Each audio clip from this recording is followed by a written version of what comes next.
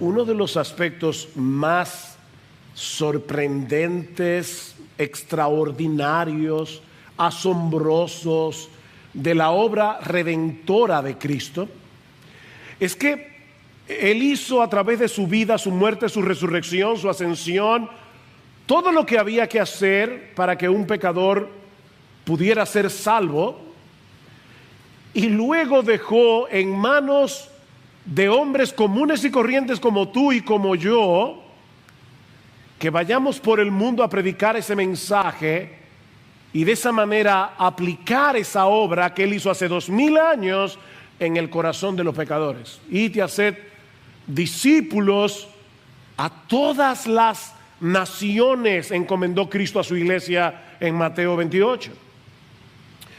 Alguien decía, pensando en este hecho, dice: Él pudo haber escrito el mensaje del Evangelio en las nubes para que todos lo leyeran, o dejar caer Biblias del cielo, o enviar a un grupo de ángeles alrededor de toda la tierra que proclamaran su palabra, o incluso Cristo mismo pudo llamar directamente a los hombres al arrepentimiento y a la fe, para que escucháramos audiblemente su voz.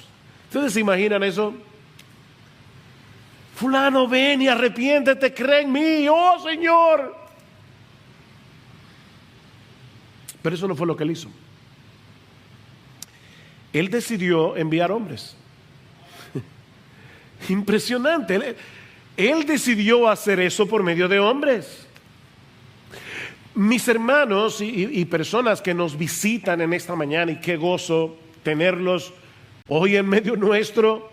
Eso es lo que hace tan relevante y tan glorioso a la vez la predicación del Evangelio, como veremos en esta mañana al continuar con nuestra serie expositiva de la carta de Pablo a los romanos. Ahora, no olviden que en toda esta sección de la carta, Romanos 9, 10, 11, Pablo está tratando de demostrar que la incredulidad generalizada de los judíos no hace nula la fidelidad de Dios, no pone en juego las promesas que Dios le dio a su pueblo en el antiguo pacto. No fue que el plan original se fue a pique y Dios tuvo que sacar un as de la manga, el plan B. No, mis hermanos.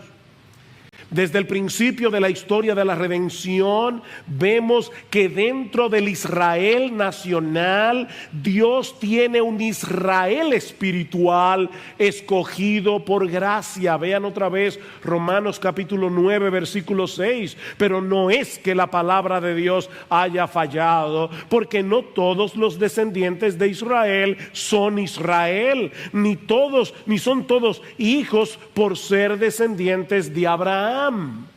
Dios tiene un pueblo escogido por gracia, y no solo de Israel, sino del mundo entero, también de los gentiles.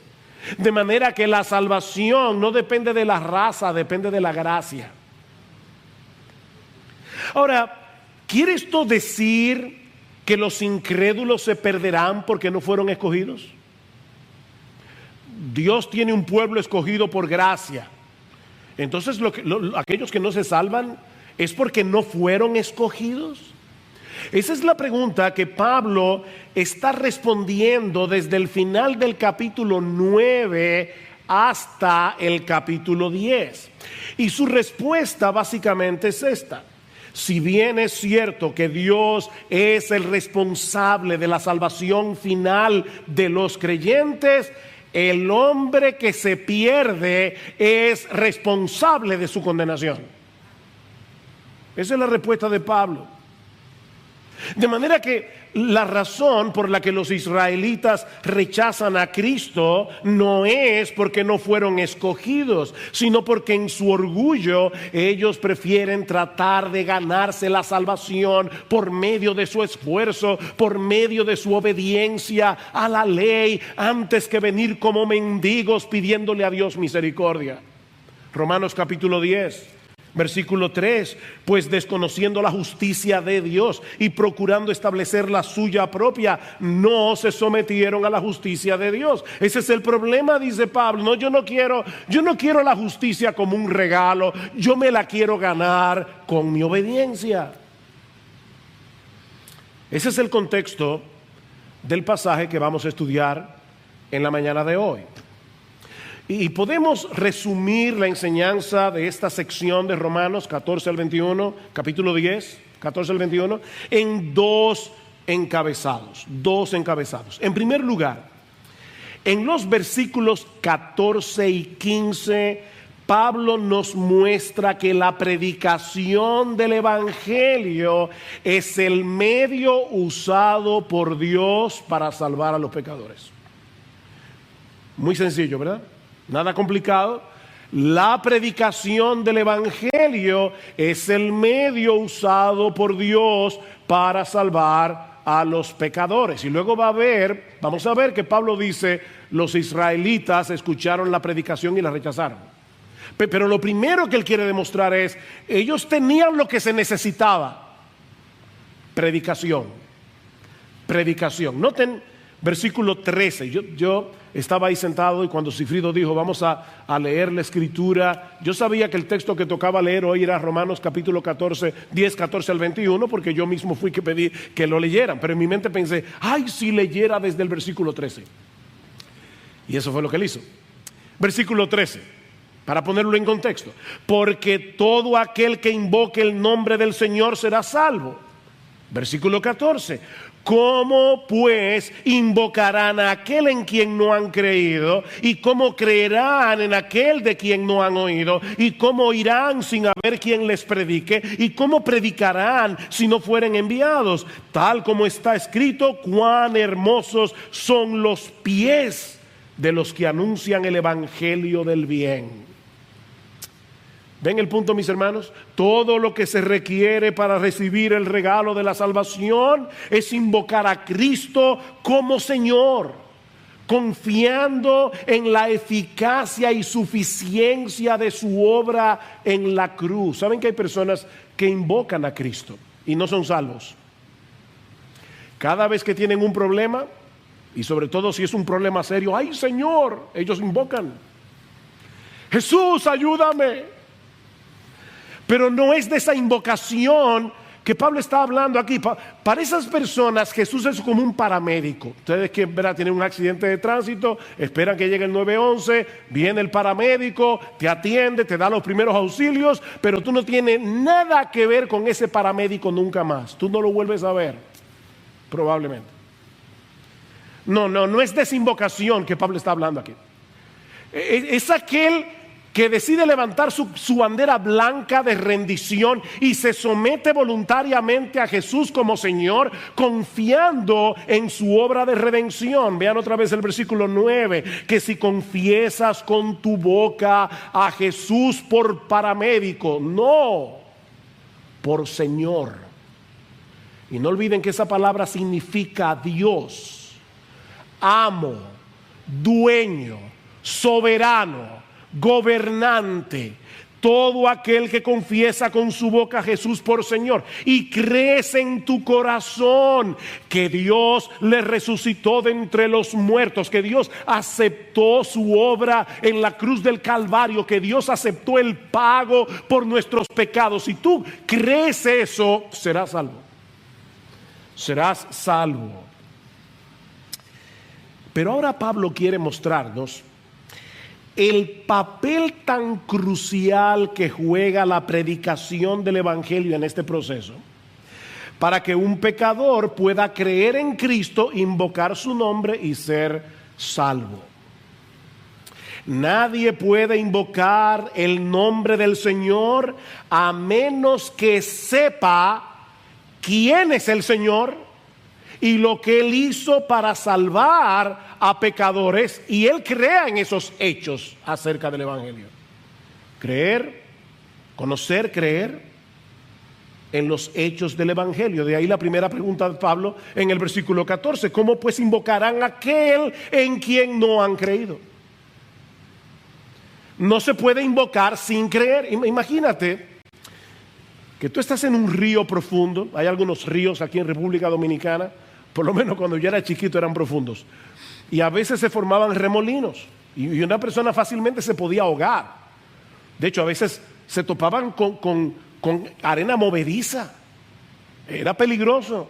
Ahora imagínate que tú estás en medio de un río, tú no sabes nadar, el río es hondo, estás en un remolino, te estás ahogando, y así rápidamente tú ves de un lado del río a un niño de 6 años que ayer fue que comenzó su primera clase de natación, y del otro lado a un salvavidas profesional que aparte de todo es tu amigo íntimo. ¿A quién tú vas a clamar pidiendo auxilio? ¿A quién vas a clamar?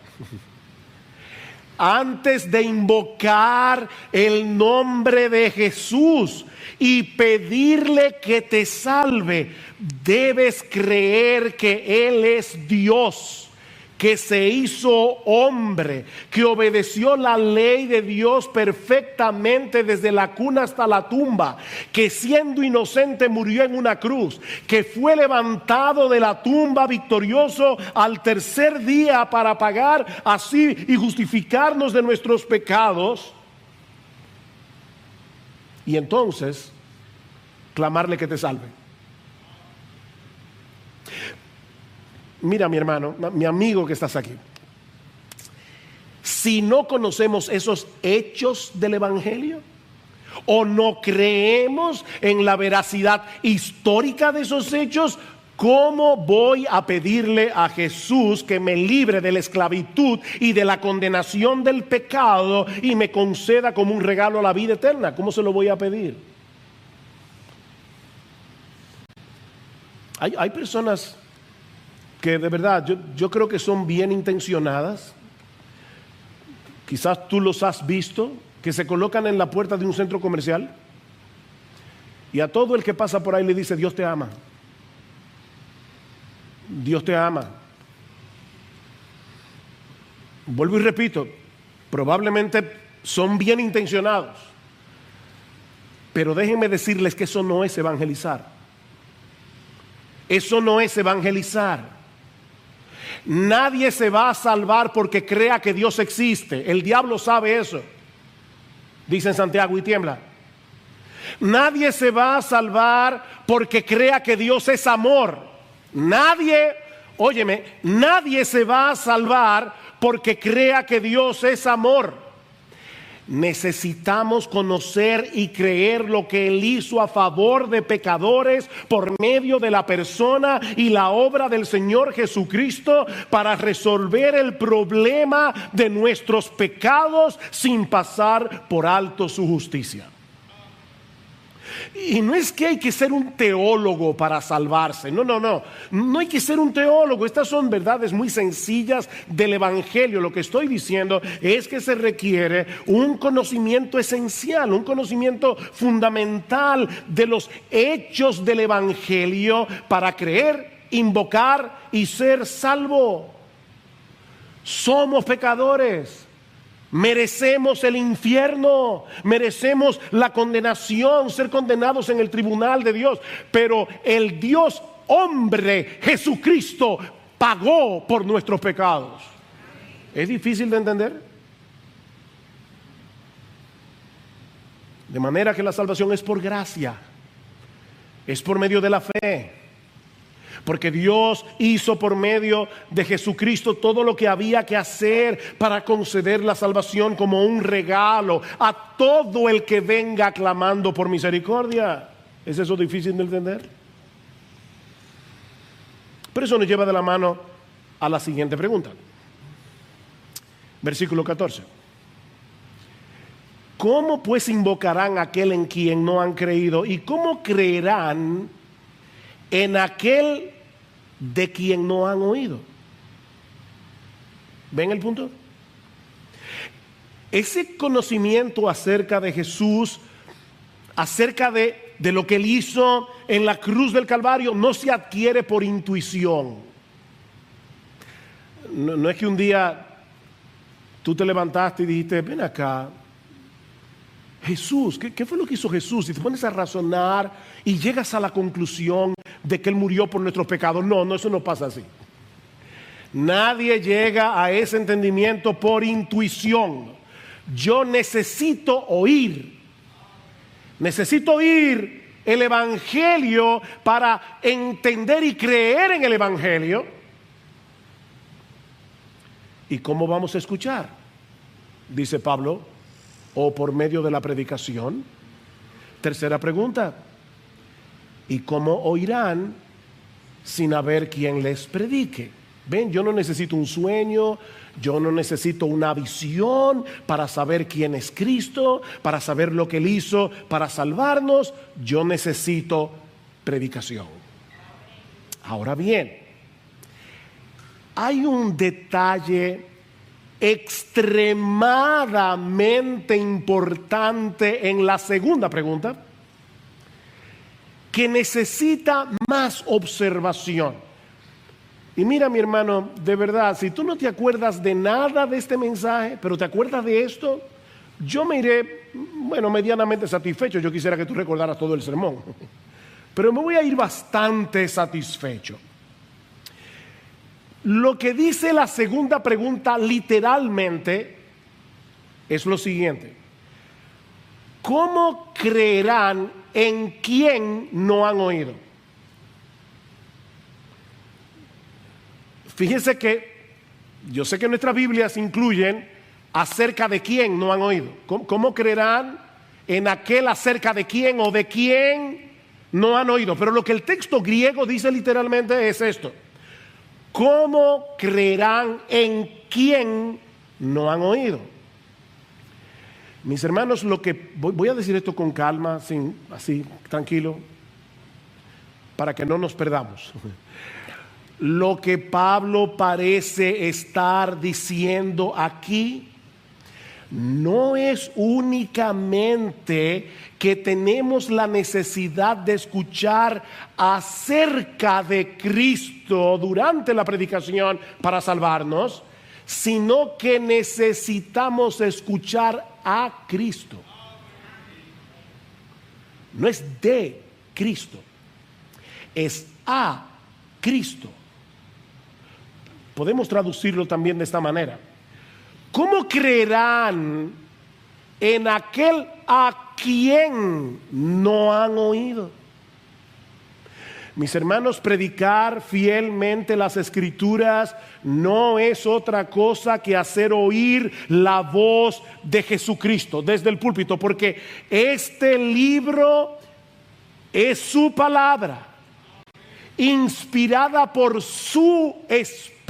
Primera de Pedro capítulo 1 versículos 10 al 12, el Espíritu de Cristo. Por eso es que Pablo le llama a este libro en Colosenses capítulo 3 versículo 16 la palabra de Cristo. La palabra de Cristo more en abundancia en vosotros. Si yo escribo una carta, te envío una carta y alguien te la lee en voz alta y te explica algunas cosas de la carta que tú no entiendes, en cierto modo tú me estás escuchando a mí, no al que te está leyendo la carta. Tú me estás escuchando a mí. Pero eso no es todo. Eso no es todo. Ya eso de por sí es extraordinario, pero eso no es todo.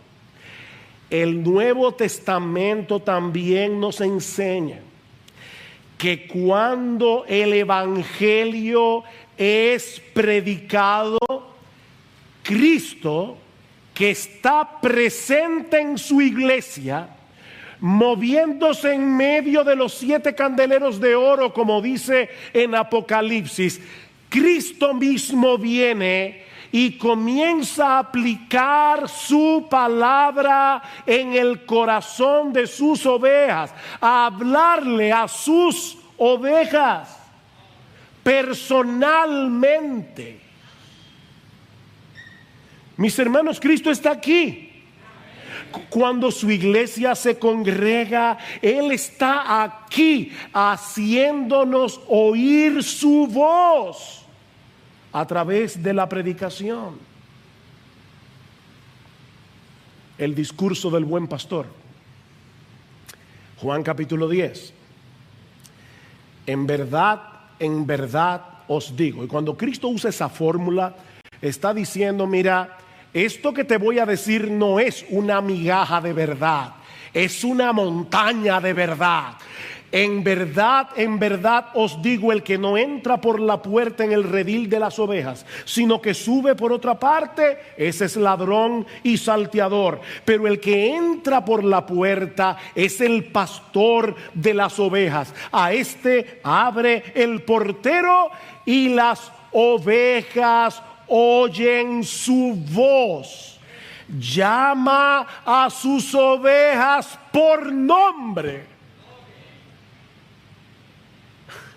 ¿Ustedes oyeron eso?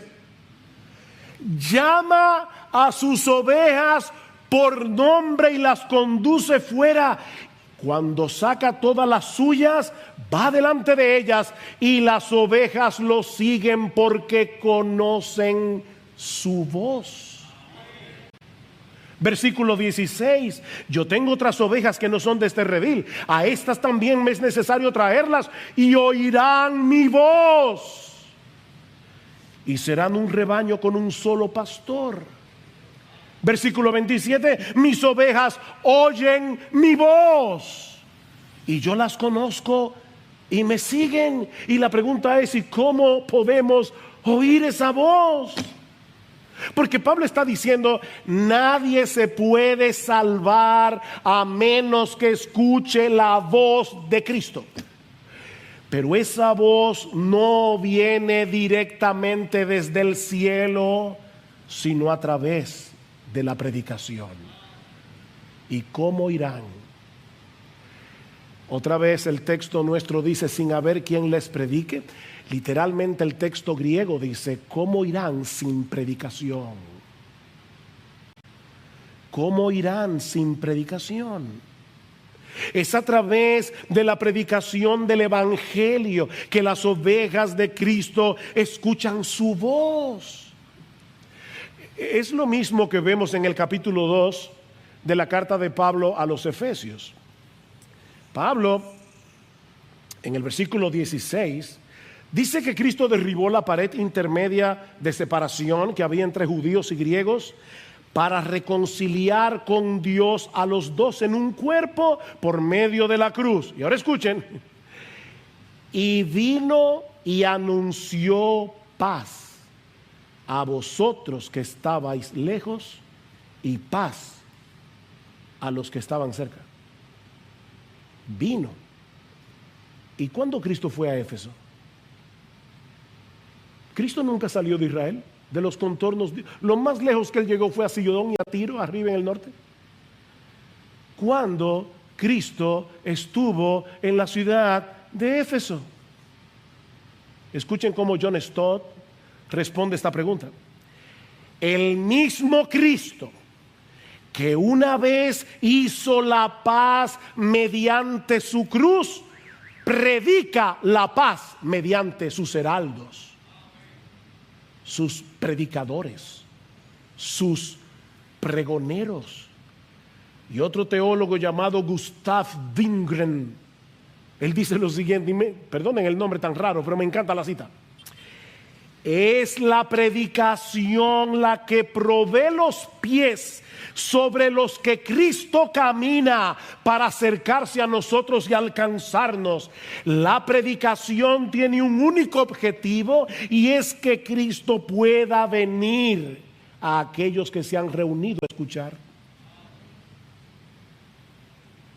Wow. Miren, mis hermanos, yo tengo la convicción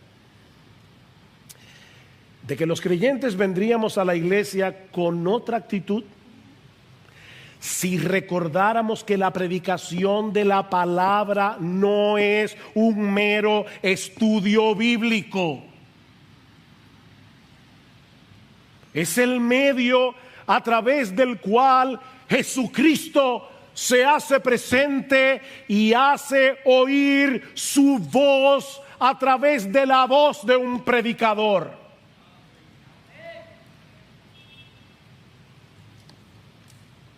Y así edifica su iglesia y así salva a los perdidos. mis ovejas oyen mi voz.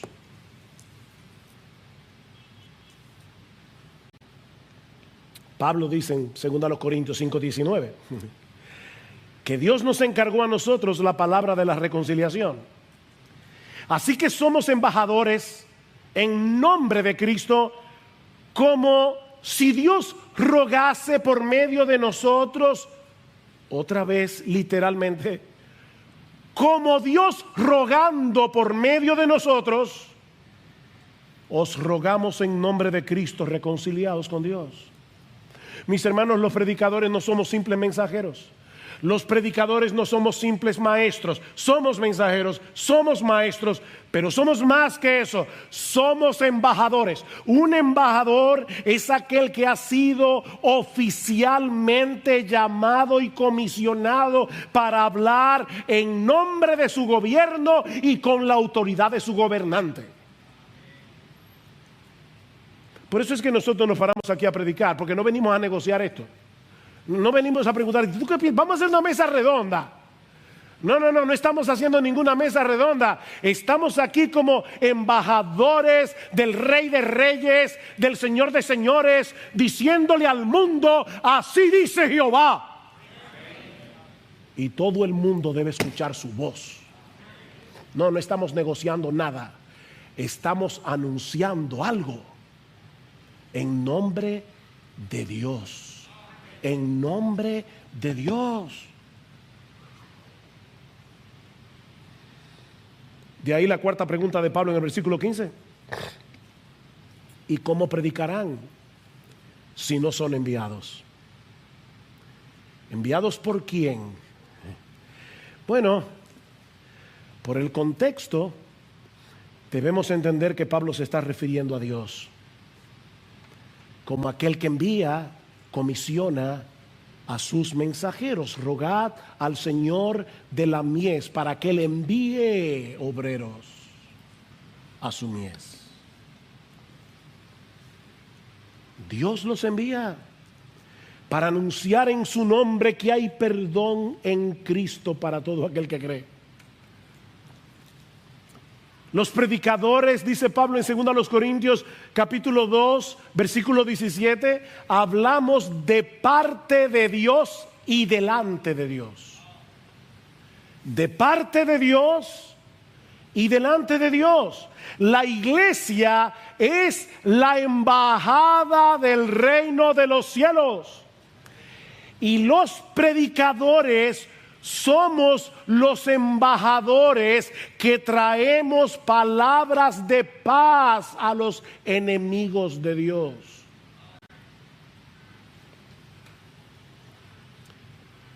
Estamos anunciando que Jesucristo, el Dios encarnado, pagó la deuda de nuestros pecados y que ahora Dios ofrece perdón, reconciliación, vida eterna por medio de Jesucristo para todo aquel que cree.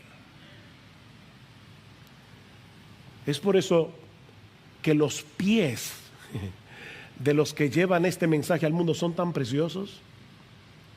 Versículo 15. Cuán hermosos, tal como está escrito, cuán hermosos son los pies de los que anuncian el evangelio del bien. Y Pablo está citando aquí un pasaje que se encuentra en Isaías 52. Y otra vez, esas cosas, ¿verdad?, difíciles que yo a veces digo desde el púlpito. Isaías 52 está exactamente antes de Isaías 53. ¿Y de qué habla Isaías 53? Del sufrimiento del siervo de Jehová. Pero escuchen lo que dice el profeta Isaías en el capítulo 52, versículo 6, hablando de lo que iba a ocurrir cuando los israelitas regresaran del exilio babilónico. Por tanto, mi pueblo conocerá mi nombre, así que en aquel día comprenderán que yo soy el que dice: heme aquí. Qué hermosos son sobre los montes los pies del que trae buenas nuevas, del que anuncia la paz, del que trae las buenas nuevas de gozo, del que anuncia la salvación y dice a Sión: tu Dios reina.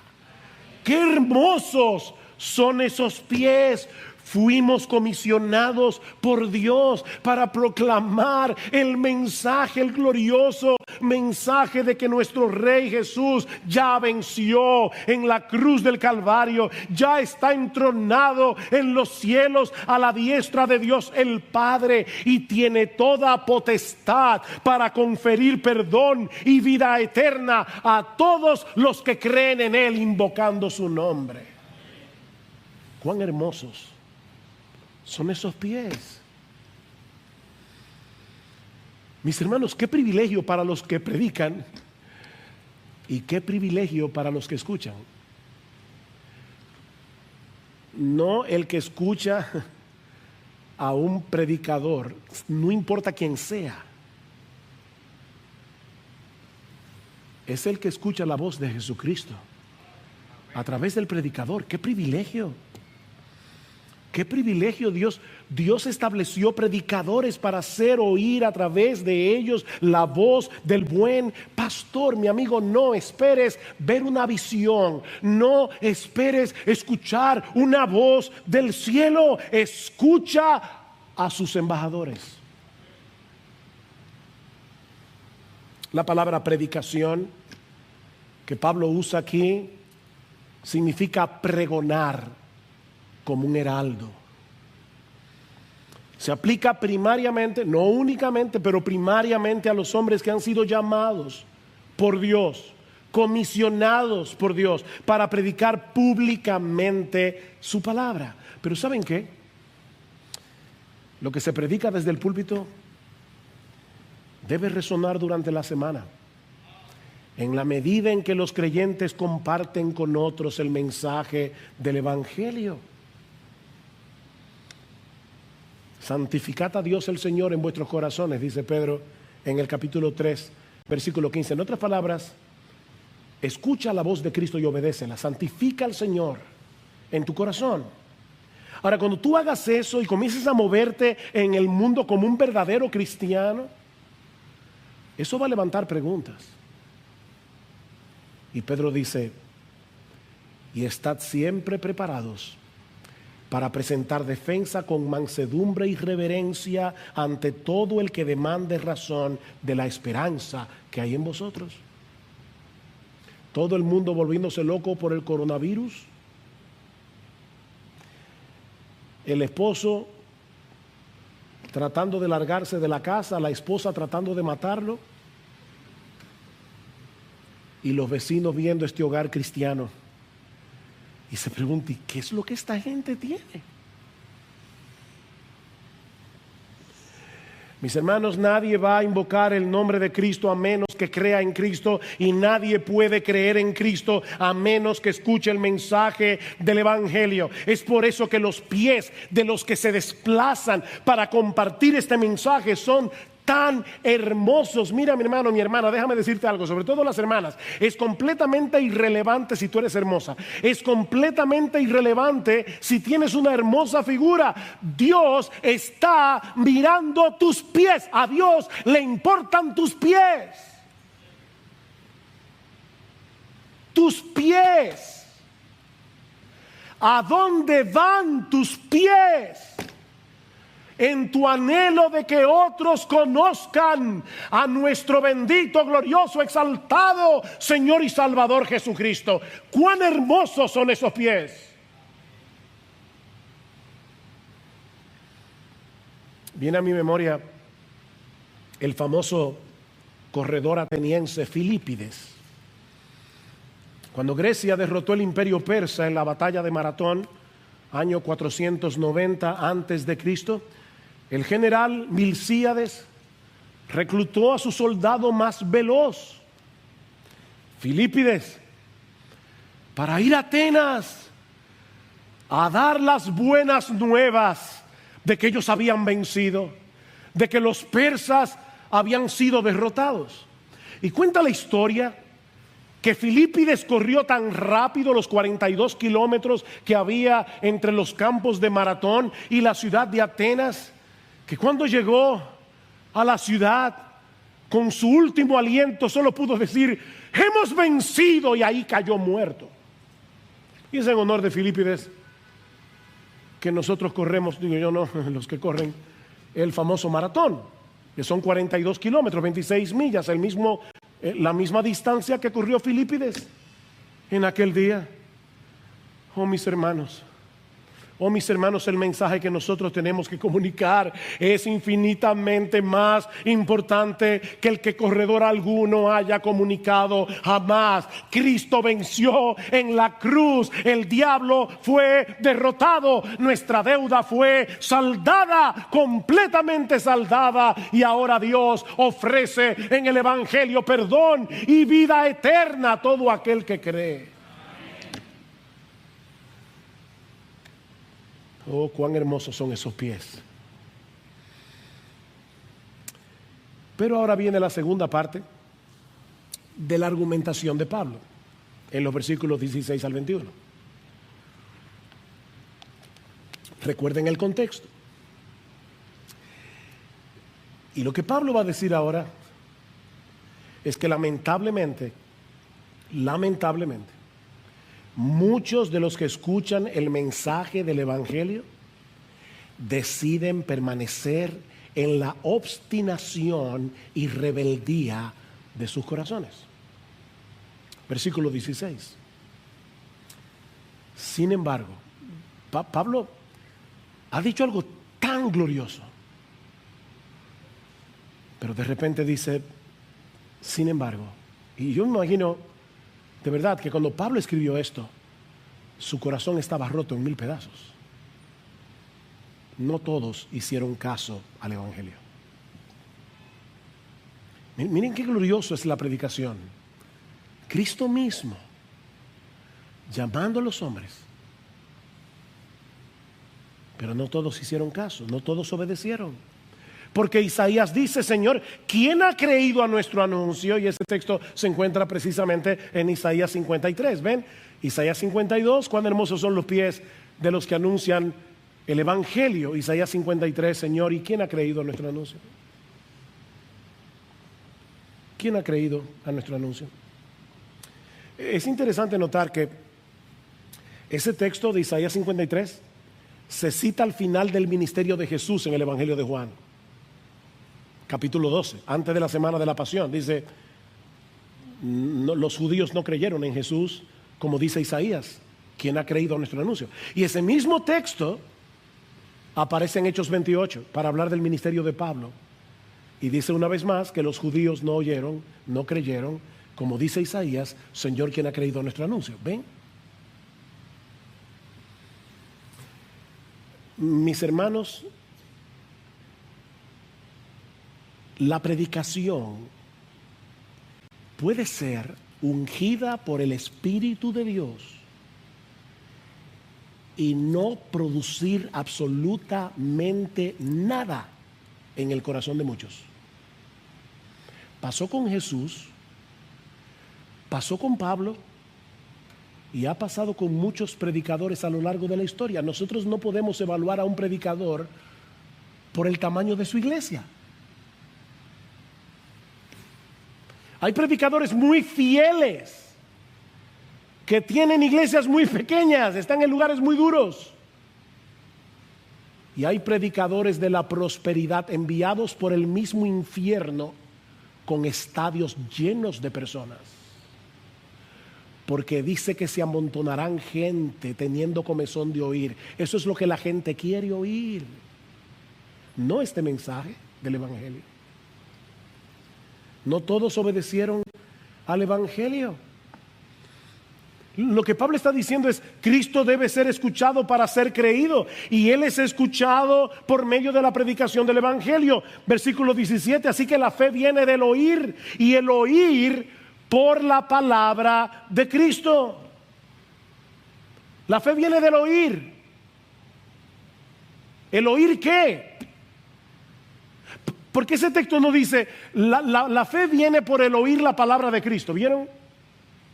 La fe viene por el oír, y el oír es que viene por la palabra de Cristo. ¿El oír qué? El oír la voz del mismo Cristo. Es el versículo 14 otra vez. La fe viene por el oír a Cristo, y ese oír a Cristo viene por medio de la predicación de la palabra de Cristo.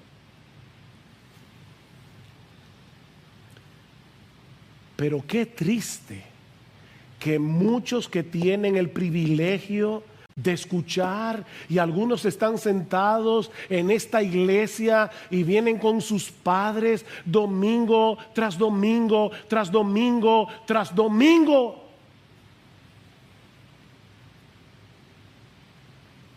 Yo recuerdo, me vino ahora a la memoria cuando yo comencé a visitar la iglesia.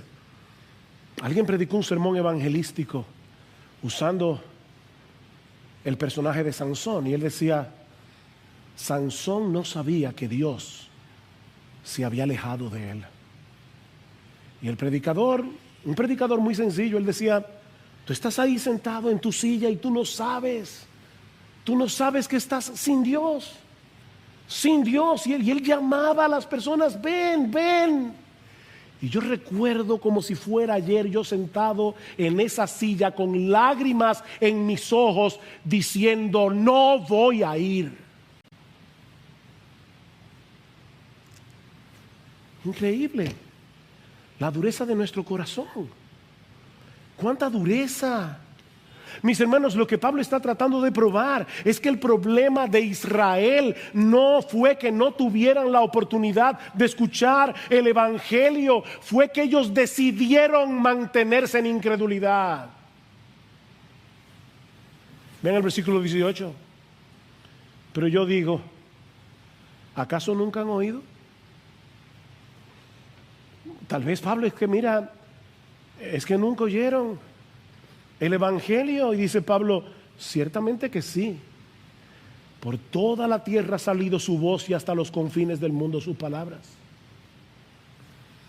Pablo está citando aquí el Salmo 19, que habla no de la Biblia, sino de la revelación general de Dios en los versículos 1 al 6 y luego de las escrituras a partir del versículo 7. Y Pablo está usando la ilustración del sol que recorre toda la tierra cuando sale por la mañana y luego se pone en el ocaso, y dice: así mismo ha salido la palabra de Dios donde quiera que ha habido una comunidad de judíos en el primer siglo. Dios se encargó de llevarle su palabra.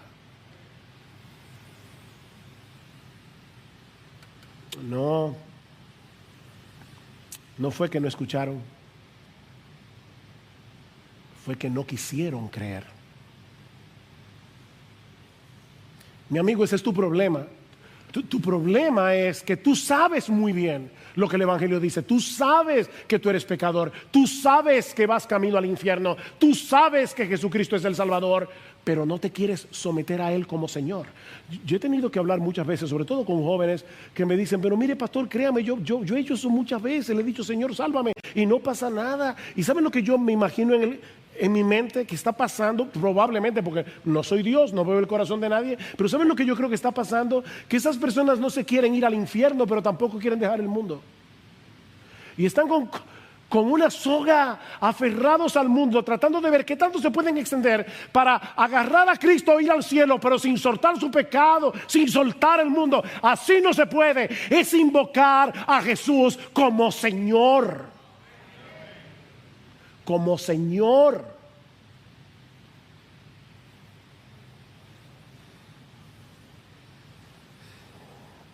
Ellos escucharon. ¿Será que no entendieron? No, dice Pablo, ese tampoco fue el problema. Versículo 19, y añado: ¿acaso Israel no sabía? ¿Fue que no entendieron? En primer lugar, Moisés dice: yo os provocaré a celos con un pueblo que no es pueblo, con un pueblo sin entendimiento. Os provocaré a ira. El texto que Pablo está citando aquí es Deuteronomio 32, 21. Y si ustedes hacen el esfuerzo cuando lleguen a sus casas de leer el capítulo 32 del libro de Deuteronomio, van a ver que Dios está acusando a los israelitas de haberlo provocado a celos con su idolatría.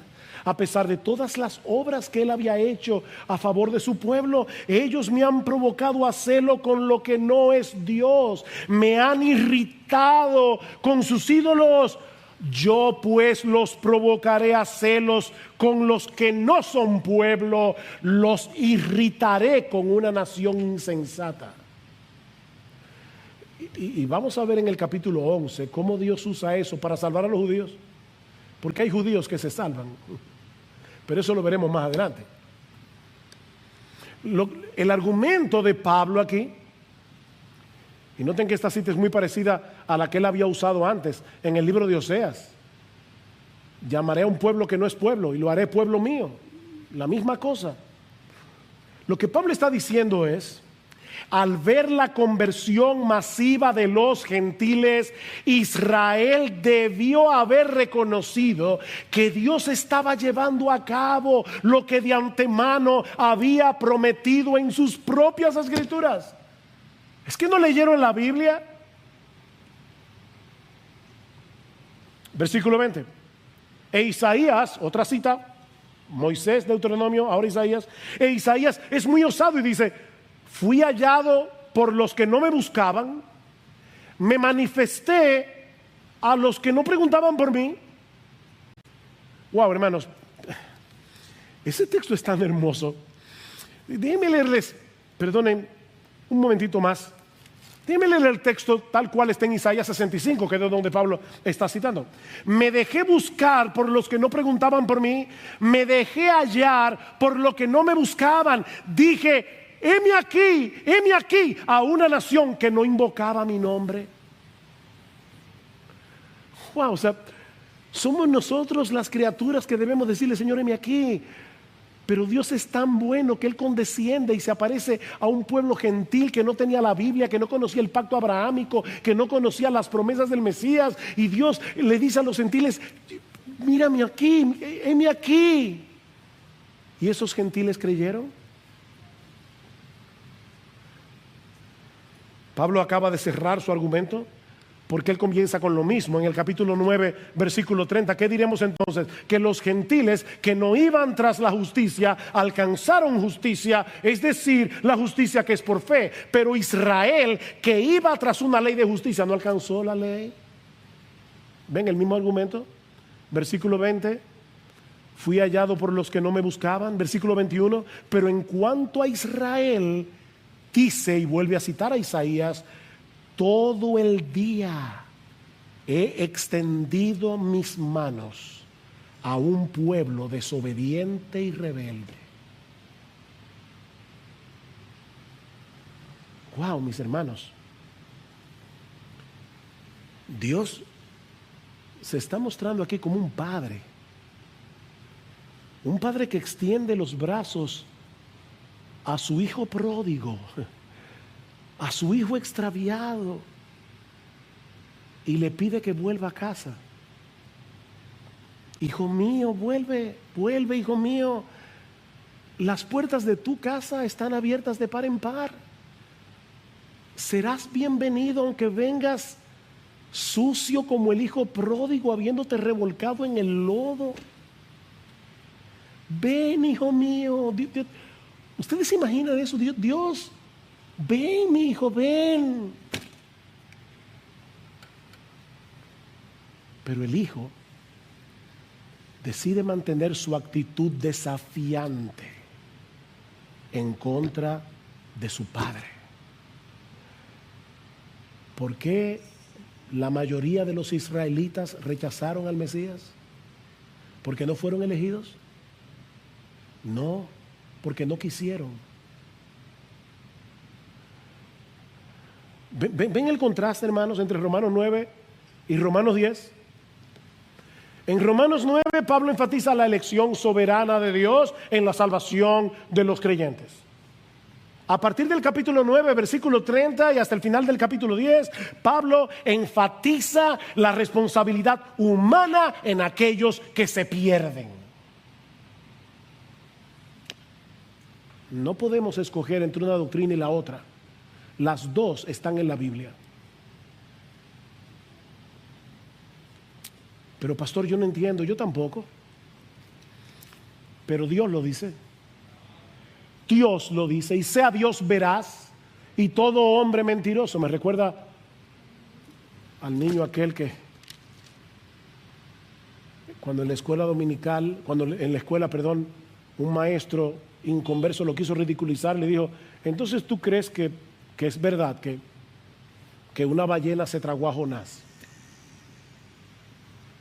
Sí, profesor, yo lo creo, porque la Biblia lo dice. Y si la Biblia dijera que fue Jonás el que se tragó a la ballena, ¿también lo creería? Esto es palabra de Dios. Palabra de Dios. Y las dos cosas están aquí: la soberanía de Dios y la responsabilidad humana. Óyeme, mi amigo, la oferta del Evangelio está disponible para el que la quiera. Dios tiene los brazos extendidos. La oferta del Evangelio está disponible para el que la quiera. Nadie que venga será rechazado, pero muchos se perderán por mantener una actitud desafiante y rebelde contra la gracia de Dios. Por eso es que no debemos perder de vista que eso incluye a un montón de religiosos, que prefieren seguir tratando de llegar al cielo por la escalera de su obediencia, por su propio esfuerzo, antes que aceptar como un regalo la gracia de Dios en Cristo. Esa es una forma muy sutil de rebeldía contra Dios.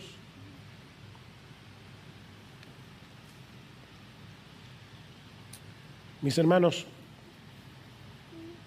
¿qué aprendemos de este pasaje? Hay varias lecciones, varias aplicaciones que podemos extraer. En primer lugar, debemos venir a la iglesia con la expectativa de escuchar y obedecer la voz de Cristo. Mi hermano, mira más allá del predicador. Mira más allá del predicador.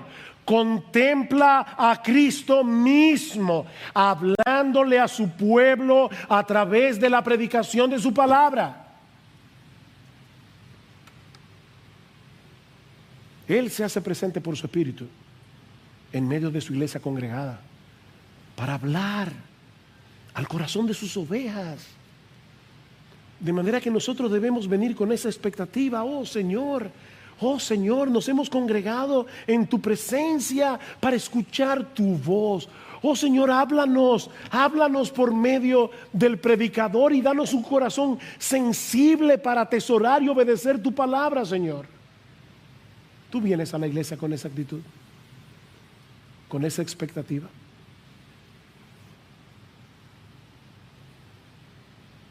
Salmo 95, qué precioso. Venid, adoremos y postrémonos, doblemos las rodillas ante el Señor, nuestro Hacedor, porque Él es nuestro Dios, nosotros el pueblo de su prado y las ovejas de su mano.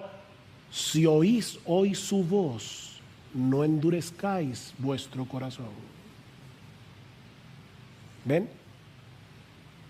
Sí nos hemos congregado con nuestros hermanos, pero dicen, no, sí, eso es importante, qué bueno verlo hasta con mascarilla, pero hermanos, Cristo está aquí sin mascarilla, en medio de su pueblo. El autor de la carta a los Hebreos va a usar ese mismo Salmo 95 para decir, cuidado con la apostasía. ¿Saben por qué? Porque la primera manifestación visible de que una persona se está alejando de Dios es que comienza a darle poca importancia a la iglesia congregada, porque no se está dando cuenta que es Jesucristo mismo que lo está convocando. Y yo sé, estamos en medio de una pandemia, hay razones de peso, yo entiendo eso, yo no me estoy refiriendo a eso. Yo me estoy refiriendo a la persona que toma en poco la iglesia congregada en el día del Señor. No está entendiendo.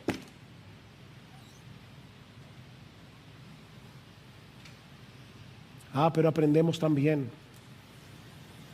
la imperiosa necesidad de predicar el Evangelio. Mis hermanos amados, nadie se salvará a menos que crea en Jesús. Nadie, ni en la selva más remota, nadie se salvará a menos que crea en Jesús, y nadie va a creer a menos que escuche el Evangelio. La fe viene por el oír, y el oír por la palabra de Cristo. Hermanos, debemos rogar al Señor de la mies para que envíe más obreros a su mies, hombres que estén dispuestos a predicar todo el consejo de Dios, hombres que aún estén dispuestos a salir de su zona de confort, de su zona de seguridad, para llevar el evangelio hasta lo último de la tierra, si esa fuera la voluntad de Dios. Necesitamos hombres que no estén jugando al cristianismo. Y debo aclarar que este es un llamado que Dios hace en el contexto de su iglesia. Lo digo para que nadie diga, mañana me voy a África. No te vayas a África. Espera. Dios llama a través de su iglesia. Si Dios no te ha llamado a servirle de esa manera, mi hermano amado, sigue haciendo con excelencia lo que Él sí te ha llamado. Como abogado, como herrero, como chofer de carro público, como ama de casa, como doctor. Sigue haciendo lo que Dios te ha llamado y hazlo con excelencia para la gloria de Dios. Pero recuerda que la expansión del evangelio en nuestro país y en el mundo es responsabilidad de cada creyente, aunque no todos tengamos el mismo llamado. Algunos se dedicarán por entero a esta labor, otros van a orar por ellos y a sostenerlos con sus recursos, y todos procuraremos dar a conocer el mensaje del evangelio, cada uno según los dones y las oportunidades que el Señor le ha dado. Padre, déjame hacerte una pregunta.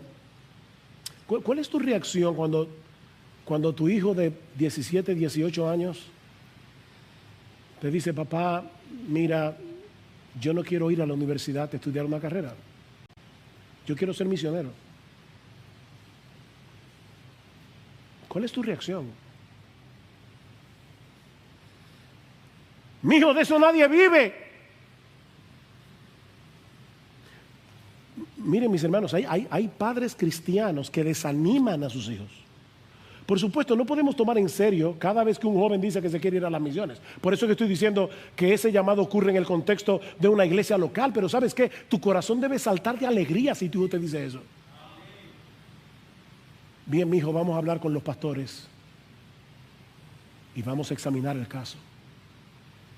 Pero gloria al Señor, hijo mío. Gloria al Señor, porque son hermosos esos pies de los que anuncian el evangelio. Pablo dice en Romanos 1:14 que él tenía un sentido de obligación. La Reina Valera traduce una deuda. Soy deudor de compartir el evangelio. Y aclaro, cuando Pablo dice soy deudor, él no está diciendo que era deudor de Dios, porque eso sería un atentado contra la gracia. No somos deudores de Dios. La salvación es gratuita. Ya Dios pagó el precio. Pablo dice, yo soy deudor de griegos y no griegos, de sabios y no sabios. ¿Ven? Yo tengo una deuda moral con las personas que no conocen este evangelio. Yo soy deudor de todos aquellos que necesitan la misma gracia que yo necesitaba y que el Señor me dio por gracia. No es una deuda legalista, mis hermanos, la que debemos imponernos para predicar el evangelio a los demás. No, esto no es legalismo. Es una deuda de asombro, de gozo y de gratitud.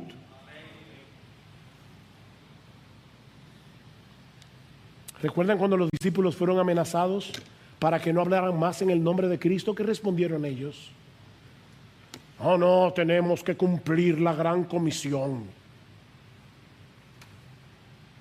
No, ellos respondieron, no podemos dejar de decir lo que hemos visto y oído. No podemos. El Hijo de Dios se hizo hombre para librarnos de la condenación del infierno. Murió por nosotros en la cruz y nos ha dado gratuitamente el don de la vida eterna. Y ustedes nos están pidiendo que nos callemos la boca. No podemos. No podemos dejar de compartir este tesoro. Jesucristo es la perla de gran precio y tú quieres que yo me la guarde para mí. No podemos, mejor mátame.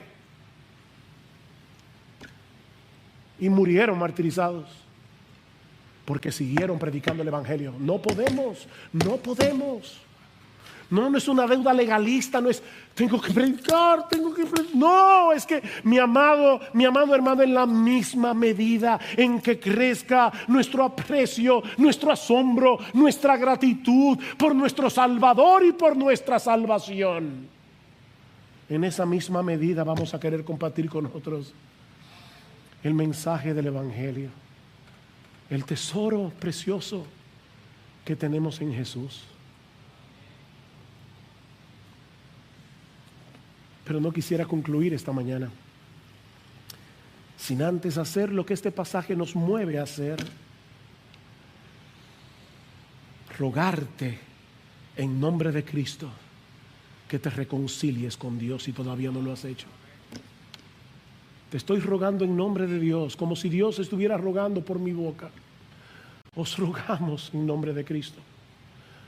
Oh pecador, no vayas al infierno, no sigas ese camino. Reconcíliate con Dios.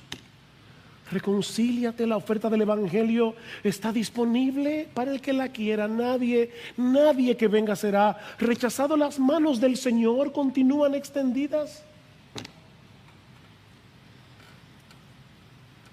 Oh, su gracia está disponible para todo aquel que reconozca su pecado, para aquel que reconozca que no merece otra cosa que el infierno, y venga únicamente confiando en Cristo para el perdón. Mi amigo, no sigas tratando de ganarte la salvación por medio de tu esfuerzo. Eso es imposible. Recíbela como un regalo que Dios nos ofrece en Cristo de pura gracia por medio de la fe.